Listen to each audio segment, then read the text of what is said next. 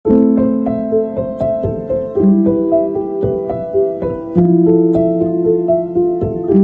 students, welcome to Radical Learning. আজ আমরা West Bengal council of higher secondary education প্রদত্ত realm বইটিতে অমরনাথ নামক গদ্যটি, যেটি সিস্টার নিবেদিতার লেখা, সেটি নিয়ে আলোচনা করব। এই ভিডিওটি দুটো পার্টে আমরা কিন্তু আলোচনা করব এবং ভিডিও লাস্টে যেমন আমরা করে থাকি আলোচ্য বিষয় নিয়ে আমরা তোমাদের এমসিকিউ নিয়েও কিন্তু আমরা আলোচনা করব, যাতে কোনো সমস্যা না হয়। সিস্টার নিবেদিতা 1867 সালে 28 অক্টোবর আয়ারল্যান্ডে তিনি জন্মগ্রহণ করেছিলেন, যার প্রকৃত নাম ছিল মার্গারেট এলিজাবেথ নোবেল।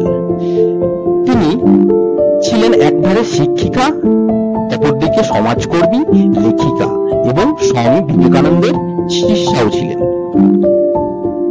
1895 সালে লন্ডনে স্বামীজির সাথে সিস্টার নিবেদিতার কিন্তু প্রথম সাক্ষাৎ হয় এবং 1898 সালে স্বামীজির ডাকে তিনি ভারতে চলে আসেন এবং এখানে তিনি স্বামীজির কাছে ব্রহ্মচর্য নেবার পরে তার নাম হয়, স্বামীজি তার নাম দেন ভগ্নী নিবেদিতা বা সিস্টার নিবেদিতা। নিবেদিতা কথাটির অর্থ হলো নিবেদন করা, অর্থাৎ তিনি মানব সেবায় নিজেকে উৎসর্গ করেছিলেন।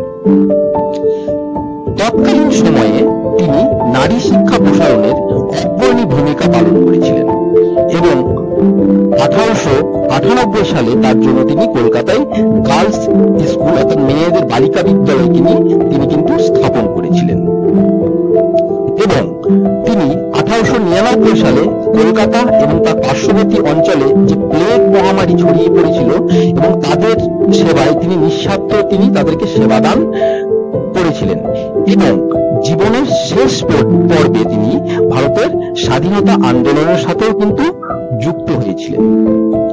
এই মহান পুণ্যাত্মা সিস্টার নিবেদিতা 1911 সালের 13 অক্টোবর দার্জিলিং এর রয় ভিলাতে তিনি শেষ নিঃশ্বাস ত্যাগ করেন।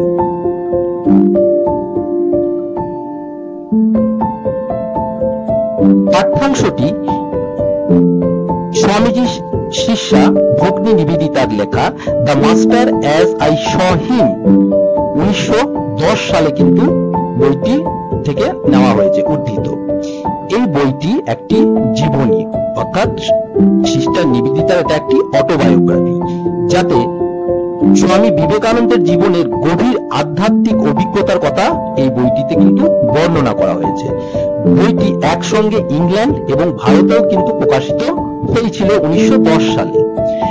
নির্ধারিত পাঠ্যাংশটি বইটির তোমাদের যেটা দেওয়া আছে, অর্থাৎ অমরনাথ, এটি এই যে দ্য মাস্টার অ্যাজ আই স এর 8ম অধ্যায়ে রয়েছে।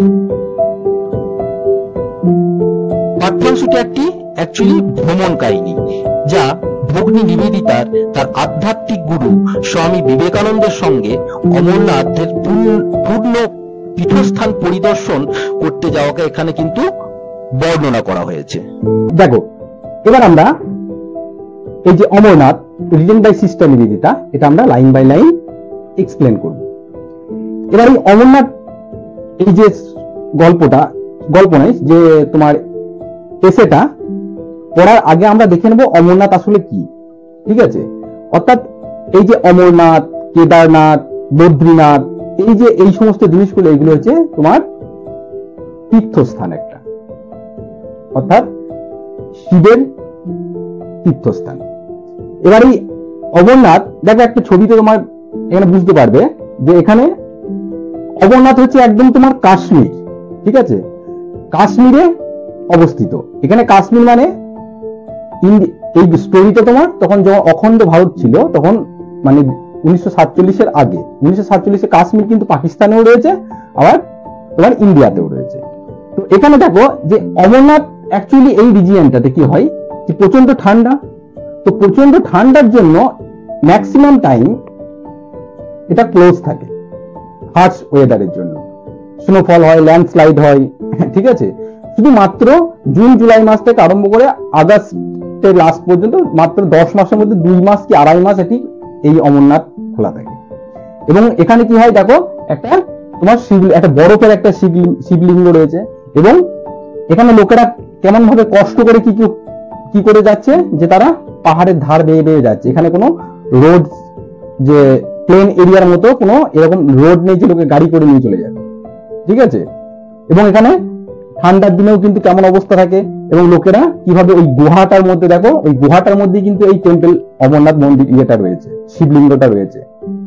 এবং লোকেরা কেমন তাবু খাটিয়ে, যেহেতু কোনো হোটেল টেবিল এইসব কোনো ব্যবস্থা নেই, ছোট ছোট তাবু খাটিয়ে কিন্তু লোকেদের যাতায়াত করতে হয়। সাধারণত 2 থেকে 3 দিন তোমার যাত্রা করতে লেগে যায় অমরনাথে। এটা হলো তোমার অমরনাথে। এবার আমরা এটা পড়বো, দেখো কি বলেছে। It was the course of an open air meal in the Mughal garden at Achabal. অর্থাৎ মুঘল গার্ডেনে খোলা আকাশের নিচে যখন কোর্স, মানে সে টাইমে যখন খাবার খাচ্ছিল, হঠাৎ করে কি করলো, যে মুঘল গার্ডেন, অর্থাৎ মুঘল গার্ডেনটা কি, মুঘল গার্ডেন কিন্তু কোথায় রয়েছে, এটা তোমার এমসিকিউ এর জন্য দাগ দেবে, আচাবলে রয়েছে, ঠিক আছে। এই মুঘল গার্ডেন, তো নামটা শুনে কি মনে হচ্ছে, দেখো এটা মুঘলদের তৈরি, তাই না।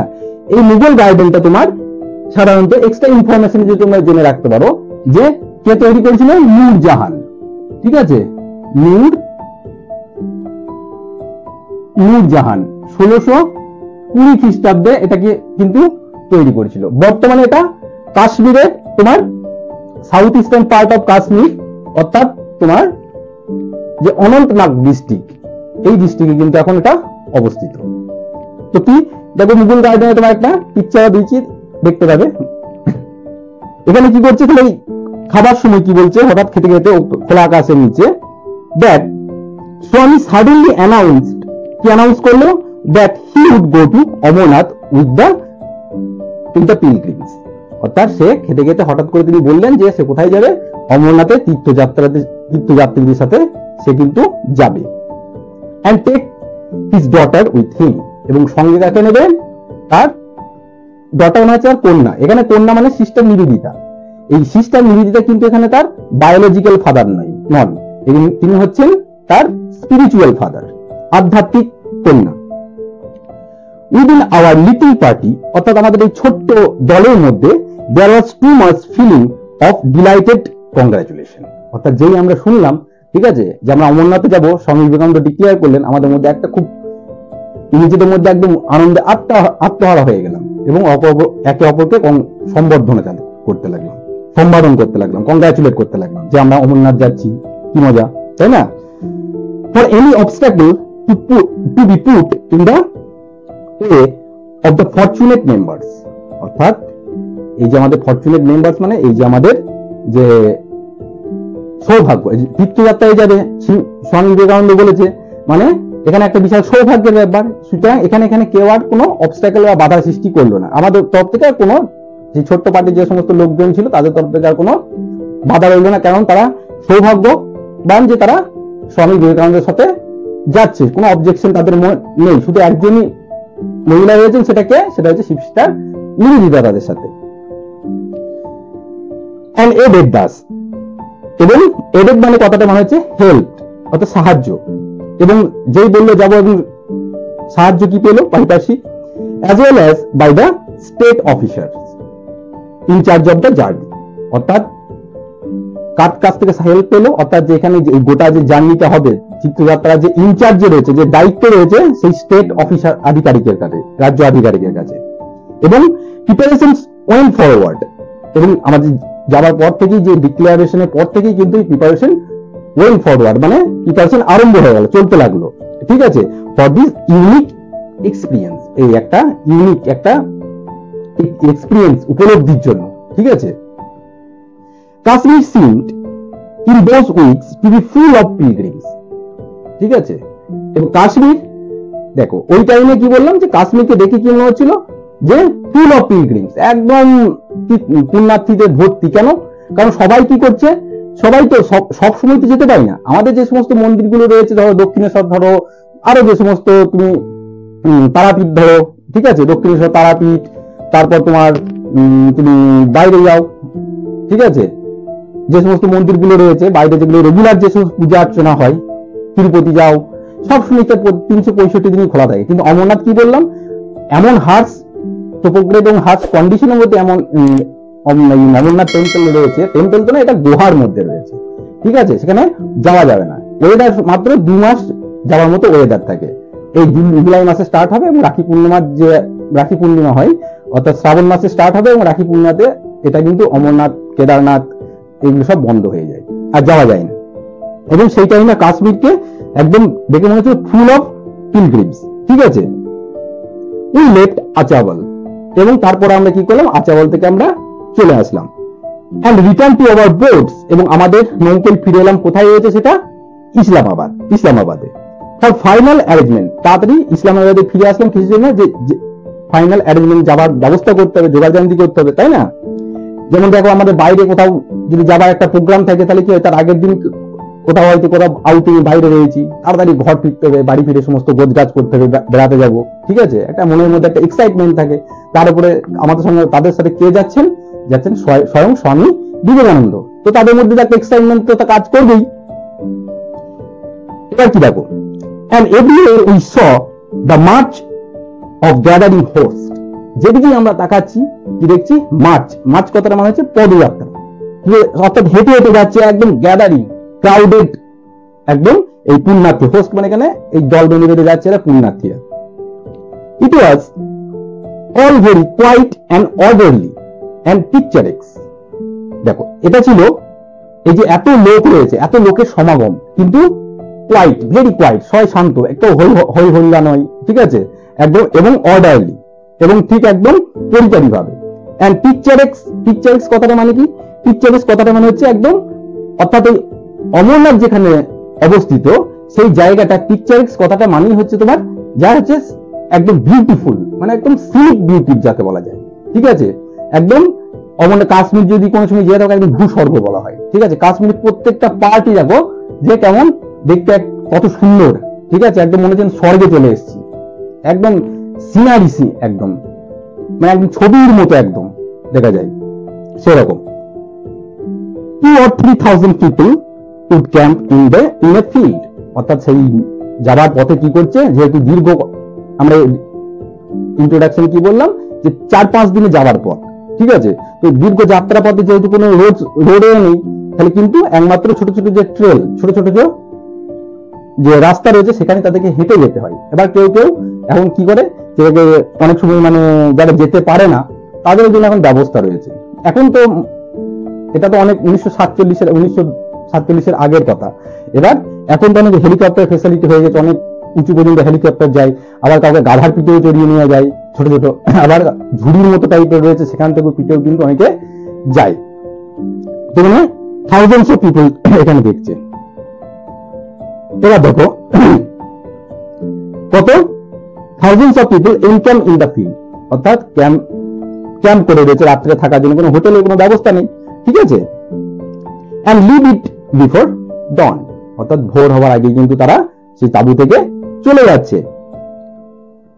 এবং তারপরে কি হচ্ছে, with no trace of their occupation, অর্থাৎ যখন তারা তাঁবু ছেড়ে চলে যাচ্ছে, তখন কিন্তু তাদের যে তারা যেখানে ছিল কোনো তার চিহ্ন পর্যন্ত পাওয়া যাবে না, মানে অর্থাৎ কোনো নোংরা কোনো কিচ্ছু নেই, সমস্ত কিছু গোছগাছ করে একদম গুছিয়ে পরিষ্কার করে কিন্তু সব চলে যাচ্ছে। আমাদের মতো নয় যে কোথাও বেড়াতে গেলাম, যে একদম জলের বোতল, প্লাস্টিক বোতল ফেলে টেলে দিয়ে একদম চলে আসলাম, শালপাতা পিকনিক করতে গিয়ে, এরকম নয়, ঠিক আছে। শুধু কি করে রয়েছে, save the ashes of their cooking fires, অর্থাৎ মাত্র শুধু তারা যে রান্না করেছে, শুধু সেই রান্নার একমাত্র ছাইটাই শুধু এই জায়গাতে পড়ে রয়েছে, তাতে সমস্ত কিছু সব তারা ক্লিয়ার করে ওখান থেকে চলে যায়।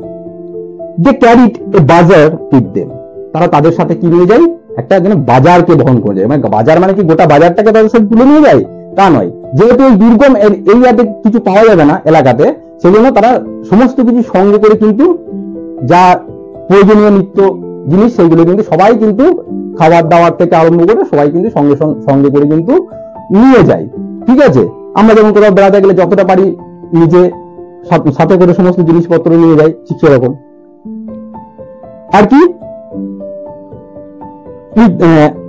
বাজার with them and each halting place, প্রত্যেকটা যে তারা যে থামছিল সেই জায়গাতে দ্য পিচিং দ্য টেন্টস, এবং প্রত্যেকটা জায়গায় যারা থামছিল, যেহেতু দীর্ঘ পথ সবাই ক্লান্ত হয়ে যাবে, তো সেখানে রাত্রি হোক বা অন্যান্য সময় কি করতে হবে, তাদেরকে সেখানে টেন্ট, পিচিং দ্য টেন্ট মানে তাবু খাটাচ্ছিল। অ্যান্ড ওপেনিং অফ শপস, এবং তাদের সেই দোকান পাটগুলো কি খুলছিল, মানে তাদের জিনিসপত্রগুলো, এবং took place with the incredible rapidity. Incredible মানে কি? ইনক্রেডিবল মানে হচ্ছে অতুলনীয়, অর্থাৎ আনবিলিভেবল বলতে পারি, অবিশ্বাস্য একদম দ্রুততার সাথে, মানে এইগুলো করতে তারা অভ্যস্ত, সেই জন্য। Organisations appear to be instinctive, অর্থাৎ অর্গানাইজেশন মানে হচ্ছে তাদের যে ছোট ছোট যে দল, প্রত্যেকটা যে দলে দলে আসছে, এখানে কি মনে হচ্ছে এই কাজ করতে তারা ইনস্টিংটিভ, কথাটা মানে হচ্ছে তারা তোমার স্বতঃস্ফূর্ত বা স্পন্টেনিয়াস, এই কাজ করতে তারা কিন্তু অভ্যস্ত, মানে এটা কোনো তাদের কাছে কোনো ব্যাপার নয়, ঠিক আছে? কারণ মানে এই কাজ যেন মনে হচ্ছে রেগুলারই করে, তাড়াতাড়ি টেন্ট খাটায় এবং আবার তার সময় জিনিসপত্র যারা নিয়ে বসে এবং তারপরে আবার তাড়াতাড়ি টেন্টটাকে গুটিয়ে নেয়। A broad street would run through the middle of one part of the camp. একটা বড় কি হচ্ছে রাস্তা, এই যে ক্যাম্প করা রয়েছে সেই ক্যাম্পের মাঝ বরাবর কিন্তু চলে যাচ্ছে, ঠিক আছে? and here one could buy dry fruits, milks, dals and rice, ওই যে, এবং সেখান থেকে যে রাস্তার চারিদিকে কি হচ্ছে, দুদিকে যে টেন্ট রয়েছে, সেই টেন্টের পাশে কি করেছে তারা, একদম বাজার খুলে বসেছে। তো সেখান থেকে কি করছে, যার যেটা প্রয়োজন মতো জিনিস, কোন ড্রাই ফ্রুটস থেকে আরম্ভ করে, খেজুর, আখরোট থেকে আরম্ভ করে, কিশমিশ থেকে আরম্ভ করে, দুধ, ডাল এবং চাল, রাইস পর্যন্ত সেখান থেকে কিন্তু কিনে নিতে পারে। দ্য টেন্ট অফ দ্য তহসিলদার, অর্থাৎ তহসিলদার মানে কি, অর্থাৎ রেভিনিউ মানে অফিসার, অর্থাৎ ট্যাক্স কালেক্টর, অর্থাৎ কালেক্টর, এখানে যে মানে যে ইনচার্জ রয়েছে আর কি। with that of Swami, the tent of the তহসিলদার with that of Swami on one side, অর্থাৎ তহসিলদারের যে টেন্টটা ছিল তার একদিকে কি ছিল, স্বামী বিবেকানন্দের টেন্ট তাবু ছিল, আর অন্যদিকে কি ছিল, and my own the other side, এবং আমার তাবুটা ছিল অন্য জায়গাতে। was generally placed near some adventurous, ঠিক আছে? অর্থাৎ তহসিলদার এবং আমাদের টেন্টটা এমন জায়গায় ছিল যেটা অ্যাডভেঞ্চারাস, মানে এমন জায়গায় করা হয়েছিল যে আমি সুবিধা পাচ্ছিলাম। কিসে সুবিধা পাচ্ছিলাম? অ্যাডভেঞ্চারাস স্পট মানে স্থান, কি, for the lighting of the evening fire.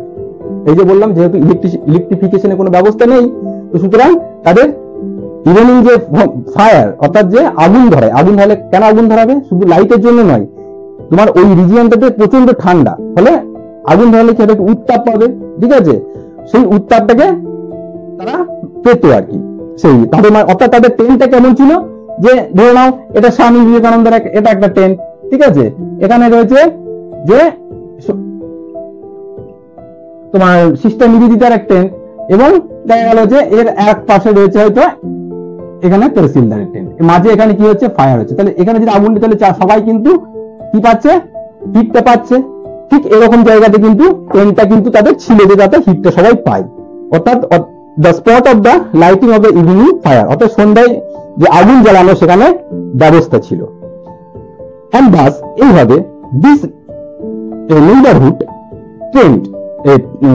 টেন্ডেড, অর্থাৎ এই যে নেইবারহুড মানে এই যে তিনজনের যে তাবুর যে সমাবেশটা বলছে, এটাকে নেইবারহুড হিসেবে কনসিডার করছে।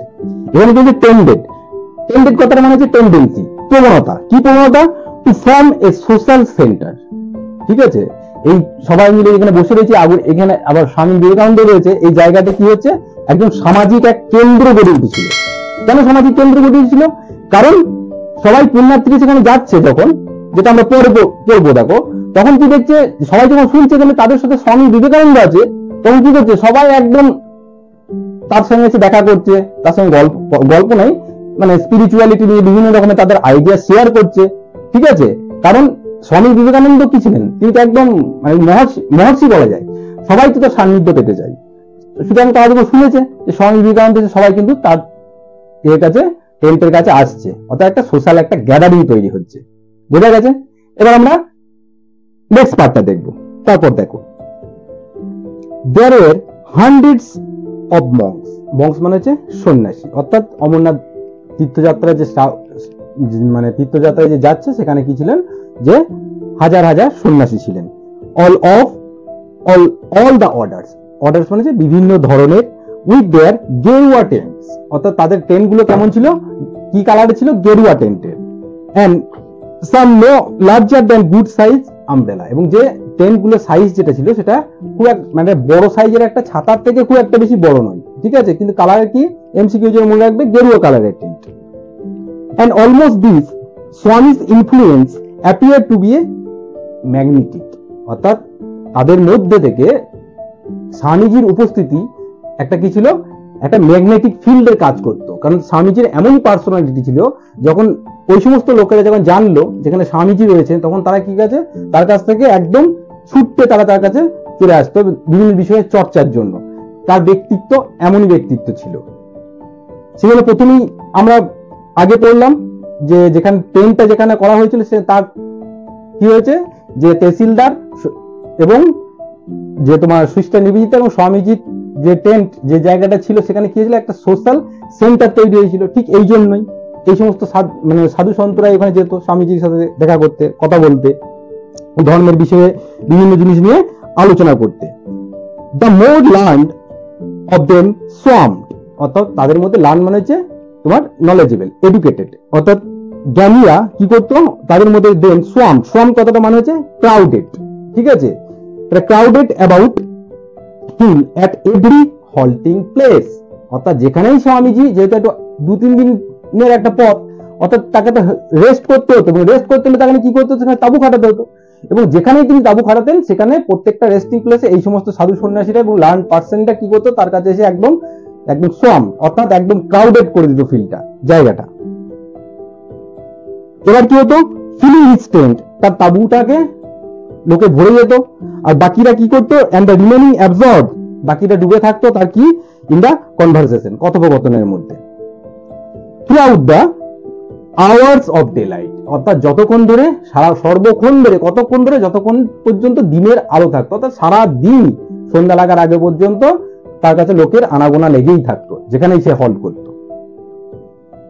The talk on their side, the talk on their side মানে এই যে মঙ্কদের সাইড, তাদের থেকে কি কথাবার্তা হতো, হি টোল্ড আস আফটারওয়ার্ড, তিনি মানে এখানে স্বামী বিবেকানন্দ আমাদের পরবর্তীকালে সেটা বলেছিলেন যে তারা কি নিয়ে কথা বলতেন।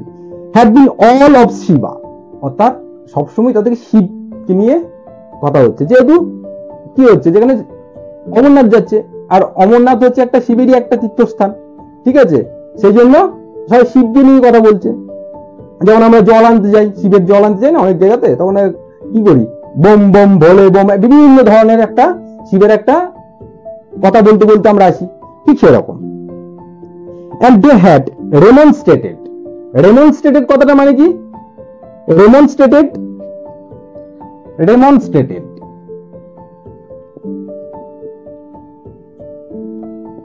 অর্থাৎ অপোজড, বিরোধিতা করা, অর্থাৎ তারা কি বিরোধিতা করতো, কি বিরোধিতা করতো, দেখো, উইথ হিম সিরিয়াসলি, স্বামীজির সাথে তারা মাঝে মাঝে কি করতো, বিরোধিতা করতো, কি করতো,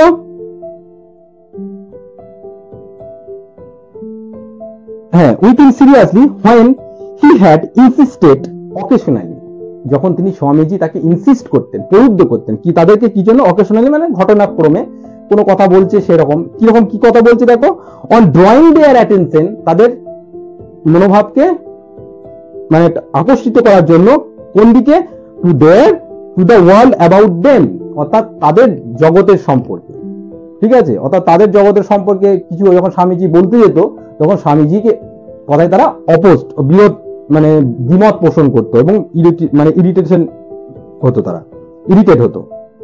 এবার তারপরে কি দেখো, when he had, এটা বললাম, ইভেন ফরেনার্স, তারা কি বলতো, ফরেনার্স দে আর্গিউ, ঠিক আছে, ফরেনার্স, এবং তারা কি বলতো, দে মানে হচ্ছে মংরা, তারা কি বলতো, যে ফরেনার্স ওয়ার ম্যান, ফরেনার্সরা তো মানুষ, তাই না, কারা বলতো, ওই লার্ন, সবাই নয়, কিছু কিছু তাদের মধ্যে সন্ন্যাসীদের মধ্যে তারা বলতো, ফরেনার অর্থাৎ বিদেশিরাও তো মানুষ, ঠিক আছে। Why make such distinction between স্বদেশ অ্যান্ড বিদেশ। তাহলে কেন স্বদেশ আর বিদেশের মধ্যে এত পার্থক্য? ফরেনাররাও তো মানুষ, ঠিক আছে। এটা কাদের কথা ছিল? সেই সমস্ত সন্ন্যাসীদের, কিছু সন্ন্যাসীদের কথা ছিল যে কেন স্বদেশ এবং বিদেশের মধ্যে ভেদাভেদ। এবার দেখো, নর কুড মেনি অফ দেম, অর্থাৎ তাদের মধ্যে সবাই নেই, তাদের মধ্যে অনেকেই বুঝতে পারেনি কি, understand the warmth of his love and sympathy for the Mohammedanism. অর্থাৎ স্বামী বিবেকানন্দের যে মুসলিমদের প্রতি সহানুভূতিশীল ছিল, তাদের উষ্ণ ভালোবাসা ছিল তাদের প্রতি, সেই জিনিসটা কিন্তু এই সমস্ত সন্ন্যাসীরা অনেকেই বুঝতে পারেননি, ঠিক আছে। তারা একদিকে তারা বলছে দেশি অর্থাৎ বিদেশিদের ক্ষেত্রে বলছে কেন স্বদেশী আর বিদেশি সবাই তো সমান, ঠিক আছে। অথচ পরবর্তী মুসলিমদের ক্ষেত্রে তারা অন্য মানে মত পোষণ করে, সবাই নয়, কেউ কেউ কি মত পোষণ করে। এবং কি বলছে দেখো, দিস সেম আদার ওয়ার্ল্ডলিনেস, ঠিক আছে, দিস সেম, ওই একই জিনিস যারা বলছে স্বদেশে বিদেশের মধ্যে কোনো পার্থক্য নেই, আবার সেই কথাটাই মুসলিমদের ক্ষেত্রে আলাদা। কি বলছে, সেই একই জাগতিকতা দ্যাট মেড স্বদেশ অ্যান্ড বিদেশ ইনডিস্টিংগুইশেবল মানে ইনসেপারেবল। অর্থাৎ যারা এতক্ষণ বলছিল স্বদেশ আর বিদেশ একই, যেটা অভেদ্য অংশ, তারাই আবার কি বলছে, তারাই কি করছে, অলসো প্রিভেন্টেড, অর্থাৎ দূরে সরিয়ে রাখতো কি, দিস সিম্পল সোলস, অর্থাৎ দিস সিম্পল সোলস মানে এই যে সিম্পল সাধারণ পুণ্যার্থীদের from formally conceiving of a unity. কাদের মধ্যে unity? In which Hindu and Mohammedanism, ঠিক আছে, were but a rival elements. অর্থাৎ যে সমস্ত লোকের, এটা ভালো করে বোঝো, যারা যে সমস্ত সাধু সন্ন্যাসীতে তাদের মনে হচ্ছিল যে ফরেনার্স অর্থাৎ কেন স্বদেশ এবং বিদেশ সবই তো সমান, আবার সেই জিনিসটাই কিছু কিছু ইয়েদের মনে হচ্ছে, মানে মুসলিমদের ক্ষেত্রে মনে হচ্ছে যে মুসলিম এবং হিন্দু কখনো এক নয়, ঠিক আছে, মুসলিম এবং হিন্দু কখনো এক নয়, তারা সম্পূর্ণ আলাদা আইডেন্টিটি। এবং সেই জন্য কি হচ্ছে, তারা কিন্তু তারা অ্যাকচুয়ালি তারা তো আলাদা নয়, তারা তো সব এক, তাই না? সেটা এখানে কি সেকুলারিজমের কথা বলা হচ্ছে স্বামী বিবেকানন্দ তরফ থেকে, যে একদম ধর্মনিরপেক্ষতা, আমরা সবাই ভগবানের অংশ, আমরা যাকে ইটারনাল গড ব্রহ্মের অংশ, যার কোনো শেপ নেই, আকার নেই, ঠিক আছে। কিন্তু কিছু লোক যারা স্বদেশীদেরকে গ্রহণ করতে পারছে, বিদেশিদেরকে গ্রহণ করতে পারছে, কিন্তু তারা মুসলিমদেরকে গ্রহণ করতে পারছে না। তাদের কাছে মুসলিম কি হচ্ছে, একটা সবসময় এই হিন্দু এবং Mohammedanism were the rival elements. Rival মানে হচ্ছে একটা বিরূপ একটা উপাদান, ঠিক আছে, একটা একে অপরের সাথে কোনো সময় মেল খাবে না, এরকম উপাদান কাদের কাছে? সেই সমস্ত লোকের কাছে, কিছু, সব নয়, কিছু লোকের কাছে, সন্ন্যাসীর কাছে। তার পিছনে একটা কারণও আছে, কেন দেখো কি বলেছে, the soil of the Punjab they argued was drenched with the blood of those who had died for those faith। অর্থাৎ পাঞ্জাবের যে সয়েল, ড্রেঞ্চ কথাটা মানে কি? ড্রেঞ্চ কথাটা মানে শোক, অর্থাৎ ভিজে গিয়েছিল, একদম ভিজে গিয়েছিল। তাহলে কাদের, এই যে তারা যে মুসলিমদেরকে মেনে নিতে পারছে না, তারা হিন্দু মুসলিম যে দুটো, তারা ভাবছে তার একটা রাইভালরি একটা এলিমেন্টস, কিন্তু অ্যাকচুয়ালি তা নয়। এবং তারা যে মেনে নিতে পারছে না, তার পিছনে একটা কারণ ছিল। সেই উদাহরণে তারা কি বলছে, পাঞ্জাবের কথা বলছে। কারণ কি, যখন আমাদের অবিভক্ত ইন্ডিয়ায়, যখন পাঞ্জাব কাশ্মীর যে রিজিয়নটাতে, কারণ কাশ্মীর পাকিস্তানেও রয়েছে, দেশ ভাগের পরে পাকিস্তান কাশ্মীর দুটো ভাগে চলে গেছে, একটা পাক অকুপাইড কাশ্মীর, একটা হচ্ছে আমাদের দিকে রয়েছে। তো এই কাশ্মীর এই রিজিয়নটাতে কি ছিল, যে শিখদের ডমিনেন্সি ছিল, শিখ কিংডম ছিল। তো শিখ কিংডম এবং মুঘল যে সমস্ত এম্পায়ারটা ছিল, জাহাঙ্গীর, তারপর ঔরঙ্গজেব, তারা কি করেছিল, যে শিখদের যে ধর্মগুরু ছিল না, তাদেরকে মানে ইসলাম ধর্ম গ্রহণ করতে বাধ্য করত। কিন্তু তারা শিখরা কি করেছে, ইসলাম ধর্ম গ্রহণ করেনি। তারা তার পরিপ্রেক্ষিতে কি হয়েছে, তাদেরকে জনসমক্ষে নিয়ে এসে কি করেছে, তাদেরকে এক্সিকিউট করা হয়েছিল, তাদেরকে শিরচ্ছেদ করা হয়েছিল। গুরু গোবিন্দ সিং, ঠিক আছে, আরজান, টেক বাহাদুর, এদেরকে সব নিজেদের মাথা দিয়ে দিয়েছে, তবু তারা ইসলাম ধর্মকে, নিজের ধর্মকে ছাড়েনি। সেই কথাটাই বলছে যেহেতু মুসলিমরা এই অত্যাচারটা করেছিল। একটা উদাহরণ দিচ্ছে যে পাঞ্জাবে এই ব্যাপারটা হয়েছিল, দে আর্গিউড। সেখানে বলছে পাঞ্জাবের মাটি এই জন্য রক্তে কি রয়েছে, একদম শুষে রয়েছে। Here at least let him practice A narrow orthodoxy. অর্থাৎ সেই জন্য কি বলছে, তুমি একটু কি করো, তারা বলছে সেই জন্য কি হয়েছে, একটু প্র্যাকটিস করো। অর্থাৎ একটু, অর্থোডক্সি মানে হচ্ছে তোমার কন্ট্রাডিকশন, ঠিক আছে, অর্থোডক্সি মানে কন্ট্রাডিকশন, মানে হচ্ছে contradiction.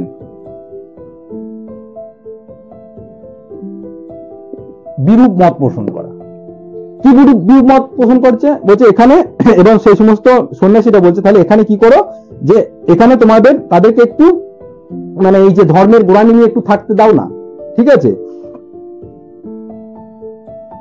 In answer to this, যেই বললো এই কথাটা, এর উত্তরে কি বলছে, as became one who was, অর্থাৎ তাদেরই মধ্যে মানে ওদেরই মানে তিনি ওদের মতো করেই তিনি বললো আর কি বললো, in fact an anachronism of the future. অর্থাৎ অ্যানাক্রোনিজম কথাটা মানে হচ্ছে সেকেল, অর্থাৎ সেকেলে চিন্তা ভাবনা নিয়েই, কিন্তু স্বামী বিবেকানন্দ কি ছিলেন, তিনি তো সেকুলার, তিনি মডার্ন, ঠিক আছে, মডার্ন চিন্তাধারায় তিনি বিশ্বাসী ছিলেন, ঠিক আছে। অর্থাৎ সেকেলে মানে এই যে হিন্দু মুসলিম ভেদাভেদ, ঠিক আছে, এই অর্থোডক্সিকে কি বলছে সেকেলে, সেটা বর্তমান সমাজে কিন্তু এখনো এই ভেদাভেদ এখনো কিন্তু রয়েছে, ঠিক আছে, সম্পূর্ণ অ্যাবলিশ হয়ে যায়নি। এই সেকেলে মনোভাবটাকে একটু মানে সেকেলে মনোভাব নিয়ে কি বলছে, দ্য স্বামী মেড দোজ প্র্যাকটিক্যাল কনসেশন। অর্থাৎ স্বামী তাদেরকে প্র্যাকটিক্যাল কনসেশন মানে তাদেরকে একটু ছাড় দিয়েছিলেন, কি অফ দ্য মোমেন্ট দ্যাট, কি জন্য ছাড় দিয়েছিলেন, of the moment that way expressive, তার প্রকাশ করতে, কার কি প্রকাশ করতে, of his love for the brethren. অর্থাৎ ব্রেদারেন কথার মানে হচ্ছে তার ভাতৃসম, কিন, অর্থাৎ and above his ব্রেদারেন। অর্থাৎ কি জন্য, দেখো এখানে কি করছে, তারা যে এসছেন তাদের যে তর্কটা, যে হ্যাঁ না হিন্দু মুসলিম এক হতে পারে না, হিন্দু মুসলিম একটা রাইভেলারি একটা এলিমেন্টস, অর্থাৎ ধর্মীয় যে গোড়ামি, এটাকে কিন্তু তিনি স্বীকার করে নিয়েছিলেন। কেন, কারণ তিনি গিয়েছেন তীর্থ করতে, ঠিক আছে, এবং সেই তীর্থ করতে গিয়ে তাদের সঙ্গে তো বাক বিতণ্ড করে ঝগড়াঝাটি করে তো লাভ নেই, তর্ক বিতর্ক। আর স্বামী বিবেকানন্দ কি ছিলেন, তিনি কিন্তু সবসময় লজিক্যাল কথাবার্তা বলতেন, কিন্তু এই ক্ষেত্রে তিনি তাদের কথাটা মেনে নিলেন, ঠিক আছে। কেন মেনে নিলেন, কারণ আমি যদি কাউকে কিছু শেখাতে যাই, সেই জিনিসটার প্রতি যদি সেই জিনিসটা সত্যি হয়, এবং অপরদিকে লোকটা যদি সেই আমার মতটাকে পোষণ না করে, সে যদি আমার কথা শুনে সে রাগারাগি করে, তাহলে সুতরাং তাকে জোর করে আমাকে সেই জিনিসটা শেখানো যাবে না, আমাকে তাকে ভালোবেসে শেখাতে হবে, ঠিক আছে। কোনো সময় খারাপ জিনিসকেও ঠিক আছে বলে এরকম করে আমাদেরকে যে মেনে নিতে হয়, ঠিক এখানে সেই ব্যাপারটা ঘটেছে। কারণ তাদেরকে ভাতৃসম ভাইয়ের মতো তাদেরকে স্নেহ করতো, ভালোবাসতো বলে তিনি তাদের সঙ্গে এত তর্কাতর্কিতে গেলেন না, কারণ তিনি তীর্থ করতে গেছেন। and drove his principle, এবং তারপরে তার যে নীতি সেটাকে কিভাবে তিনি চালিত করলেন, home to their minds, তাদের মনে, দেখো কিভাবে, with a greater force, একটা ফোর্স নিয়ে, একটা মানে ফোর্স নিয়ে, and vehemence কথাটা মানে কি, vehemence কথাটা মানে হচ্ছে তোমার অতিরিক্ত জোর দেওয়া।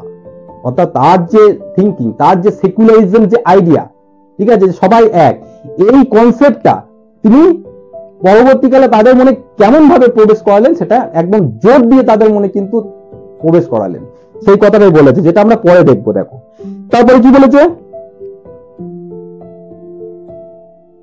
But as he told the tale, সে যখন বলছিল মানে এই যে গল্পগুলো যখন বলেছিল, অফ হিজ ওয়ার্ম ডিসকাশন, এই সমস্ত মানে উত্তপ্ত মানে হট যে ডিসকাশন, কথোপকথন, এই যে রিলিজিয়াস ব্যাপারে, এই যে কন্ট্রাডিক্টরি যে দুটো থিঙ্কিং, যে ঠিক আছে, যে হিন্দু মুসলিম কি হচ্ছে একটা রাইভেল এলিমেন্টস, এক হতে পারে না এটা, আর এমনি এর মধ্যে সেকুলারিজম, সবাই সমান, আমরা একদিনতে, অ্যাকচুয়ালি তা নয়, আমরা হিন্দু মুসলমান তো সবই, তোমরা একদিকে কি করছো, তোমরা বিদেশিদের মেনে নিতে পারছো, ঠিক আছে, কিন্তু আমাদের দেশের ভাইদের মুসলিমদের বিরুদ্ধে তুমি কিন্তু আলাদা ধর্ম মানে তোমার আলাদা মত পোষণ করছো, ঠিক আছে, তাদেরকে কিন্তু তুমি মেনে নিতে পারছো না।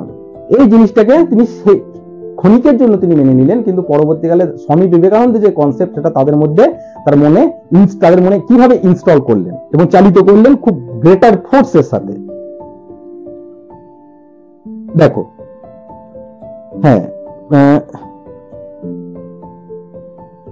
বাট হি টোল্ড, হ্যাঁ যেটা বললেন এরপরেই ব্যাপারগুলো, মানে এই যে কথোপকথনগুলো, যে ওয়ার্ম ডিসকাশন গুলো তিনি আমাদেরকে বলেছিলেন, the foreign mind not help the some amusement. অর্থাৎ ফরেন মাইন্ড মানে এখানে স্বামী মানে সিস্টার নিবেদিতার কথা, যে ফরেন, তিনি বিদেশি যে মন, সেটা কি হয়েছিল, একটা মজার ছলে, অ্যামিউজমেন্ট কি, নোটিং দ্য প্যারাডক্স মানে হচ্ছে ঠিক অপোজিট। ঠিক আছে, কি অপোজিট? এই যে হিন্দু মুসলিম এক হতে পারে না, এই একটা কনসেপ্ট, একটা রাইভাল এলিমেন্ট, আর একটা স্বামী বিবেকানন্দের যে তোমার সেকুলারিজম যে মনোভাব, যে না সবাই সমান, আমরা মানুষ, এই যে দুটো এক জায়গায় সহাবস্থান কিভাবে করছে দেখো। দ্যাট যখন কি হলো, দ্য তহসিলদার হিমসেলফ, অর্থাৎ যে ট্যাক্স কালেক্টর যখন himself and many officers and servants of the pilgrimage had been Muslims। যখন যে এখানে যে অফিসার, যে কালেক্টর, তহসিলদার যে ছিল, সে ছিল মুসলিমদের, এবং তার সাথে তার আরো সমস্ত বন্ধু বান্ধব, তার যে আরো সমস্ত সঙ্গী সাথী ছিল, তারাও কিন্তু ছিল মুসলিমদের। অ্যাকচুয়ালি অমরনাথ, যে কাশ্মীরে তোমরা যদি বেড়াতে যাও, সেখানে হচ্ছে অমরনাথ হচ্ছে হিন্দুদের তীর্থস্থল, কিন্তু কাশ্মীরটা কি মুসলিম ডমিনেন্সি রিজিয়ন প্রথম থেকেই। ঠিক আছে, তো সুতরাং সেখানে যে সমস্ত কাজকর্ম হয় বা ছোটখাটো যে সমস্ত দোকান দেখবে, সব কিন্তু মুসলিমদেরই ম্যাক্সিমাম। হাই অল্টিটিউডে গিয়ে যে ছোট ছোট যে তাঁবু রয়েছে, সেখানে এখন তো তাঁবু তোমাদের নিজেকে খাটাতে হয় না, ওখানে পাওয়া যায়, রেন্টে পাওয়া যায়, সবই দেখবে মুসলিমদের। তোমাকে যে ঘোড়ার পিঠে চেপে চাপিয়ে নিয়ে যাচ্ছে, সেও মুসলিমদের। তোমাকে পিঠে তুমি যেতে পারছো না, পিঠে সে ঝুড়ির মতো রয়েছে, সেখানেও তোমাকে চাপিয়ে নিয়ে যাচ্ছে, সেও মুসলিমদের। সবাই কিন্তু মুসলিমদের। এবার তুমি অমরনাথ গুহাতে তুমি দর্শন করবে, তাহলে তোমাকে যে নিয়ে যাচ্ছে সেও মুসলিমদের ম্যাক্সিমাম, তাহলে সেও তো সেই গুহাতে কিন্তু প্রবেশ করছে, তাই না? কিন্তু যদিও সেটা হিন্দুদের, সেই জিনিসটাকে কিন্তু এখানে বলেছে। সেই জন্য একটা অ্যামিউজমেন্ট, একটা কন্ট্রাডিক্টরি থট, যারা মেনে নিচ্ছিল না তারাই আবার এটাই মেনে নেবে, দেখো যে মুসলিম, ঠিক আছে, and many officers servants of the pilgrimage had been Muslims and that no had dreamed, এবং তারা স্বপ্নেও কল্পনাও করতে পারেনি কোনো অবজেকশনের কোনো কল্পনা, মানে অবজেকশন যে করবে এটা কোনো তাদের কোনো মাথাতেই আসে না। কেন? To their entering the cave with the Hindu worshipper, অর্থাৎ হিন্দু ওয়ার্শিপার, হিন্দু পুণ্যার্থীদের সাথে তারাও, মুসলিমরাও কিন্তু সেই কেভে প্রবেশ করছে, সেখানে কিন্তু কেউ কোনো অবজেকশন করছে না, অবজেকশন করার কথা স্বপ্নেও ভাবে না। Out of the ultimate arrival of the shrine মানে হচ্ছে তোমার টেম্পল, এখানে টেম্পল। তহসিলদার কাম আফটারওয়ার্ড, তারপরে তহসিলদার কি এসেছিল, আফটারওয়ার্ড তারপরে এসেছিল, ইনডিড যথার্থই, with a group of friends, তার একদল, যে তার বন্ধু বান্ধবদের নিয়ে, এবং বেগিং এর কথাটা ভিক্ষা পায়, এখানে অনুনয় বিনয় করছিল, ফর্মাল অ্যাকসেপ্টেন্স, অর্থাৎ নিয়মমাফিক যে তাকে গ্রহণ করে নেওয়া হয়, কি যে বাই দ্য স্বামী অ্যাজ এ ডিসাইপল। ঠিক আছে, যেন স্বামী বিবেকানন্দ একজন তাকে যেন একজন শিষ্য হিসাবে গ্রহণ করে নেয়। দেখো তাহলে এখানে কি দেখো, স্বামী বিবেকানন্দের এখানে দেখো একটা মানে তোমার আইডেন্টিটি দেখো। ঠিক আছে, সে তার ইন্টেলেকচুয়ালিটি, এবং তাকে তার এত সুন্দর তিনি মানুষকে বোঝাতে পারতেন, তিনি এমন তার পার্সোনালিটি ছিল যে একজন বিং এ মুসলিম। ঠিক আছে, the তহসিলদার also want to B the disciple of Swami Vivekananda. ঠিক আছে, মুসলিম হয়েও কিন্তু সে স্বামী বিবেকানন্দের শিষ্য হতে চেয়েছিল, এমনই তার ব্যক্তিত্ব ছিল স্বামী বিবেকানন্দ, সে কথাটাই বলেছে। And in this no one seemed to find anything congruous or surprising। এই যে তিনি স্বামী বিং এ মুসলিম হয়েও তিনি যে স্বামী বিবেকানন্দের সাথে ডিসেপল অর্থাৎ শিষ্যত্ব নেবার কথা বলছেন, এই ঘটনাটা কারো কাছে মনে হয়নি, no one seemed find anything incongruous কথাটা মানে হচ্ছে তোমার মিসম্যাচ করা, বাই অর এটা কোনো মিসম্যাচিং বা কোনো সারপ্রাইজিং, অবাক করা কথা কিন্তু নয়, এমনই তার পার্সোনালিটি ছিল। বোঝাতে পারলাম? এই আমরা যতটা পড়লাম, এবার দেখবো এইটুকুর মধ্যে আমরা যেমন করে থাকি, তোমাদের কতটা এমসিকিউ, মানে মেন পয়েন্ট গুলো শুধু আমরা উল্লেখ করব। মেন জিনিস হচ্ছে, আমি যেটা বারবার তোমাদের উপর জোর দিই, যে টেক্সট কোনো এমসিকিউ বই পড়ে এরকম বড় বড় চোথা পড়ে কিন্তু এমসিকিউ করা যাবে না। প্রত্যেকটা ওয়ার্ডের তোমাদের মানে বুঝতে হবে, ঠিক আছে? তার সাথে সাথে প্রত্যেকটা বাক্য সেন্টেন্স কি বলেছে তার মিনিং কি সেটাকে তোমাদের কিন্তু একদম যদি তোমরা বুঝতে পারো তাহলেই কিন্তু তোমরা এমসিকিউ ঠিকঠাক করতে পারবে। এবং তোমাদের যে আমি যতটা পড়ালাম আমি আমার সাধ্য মতো তোমাদের বোঝাতে চেষ্টা করলাম, আশা করি তোমরা বুঝতে পেরেছো। এবার দেখো এমসিকিউ এবার দেখো আমরা এমসিকিউ নিয়ে আলোচনা করব। এখানে কি বলেছে, ফার্স্ট আমরা লিখেছি the given text is taken from, যেটা আমরা প্রথমেই বলেছি the master as I saw him. এটা 1910 সালে পাবলিশ হয়েছিল, কোথায়? ইংল্যান্ড আবার ইন্ডিয়াতে, দুটো জায়গাতেই। দ্বিতীয়, Amarnath is a type of travelogue, ঠিক আছে, ভ্রমণ কাহিনী। 3 নম্বর, Mughal garden is situated in, কোথায়? মুঘল গার্ডেন কোথায় সিচুয়েটেড? আচাবাল, বর্তমানে অনন্তনাগ ডিস্ট্রিক্টে, কাশ্মীরের কাছে, সাউথ ইস্টার্ন পার্ট অফ হিমালয়াতে। The final arrangements were made in, কোথায়? ইসলামাবাদ, কারণ সেখানেই যখন তারা শুনলো আচাবাল থেকে, তারপর তারা তাড়াতাড়ি ঠিক করলো, কারণ সেখানেই তাদের বোটে ফিরে গেল ইসলামাবাদ, এবং সেখান থেকেই তারা কি করলো, ফাইনাল অ্যারেঞ্জমেন্ট করলো। পিপল এখানে হচ্ছে কি এনক্যাম্প, কোথায় এনক্যাম্প করতো? ফিল্ডে। আর কোথায়? এন্ড লেফট বিফোর, ভোর হবার আগে কিন্তু তারা কি করতো, সেখান থেকে চলে যেত, বোঝা গেল? তারপর দেখো campus left behind only ashes of cooking, শুধুমাত্র কি রেখে দিত?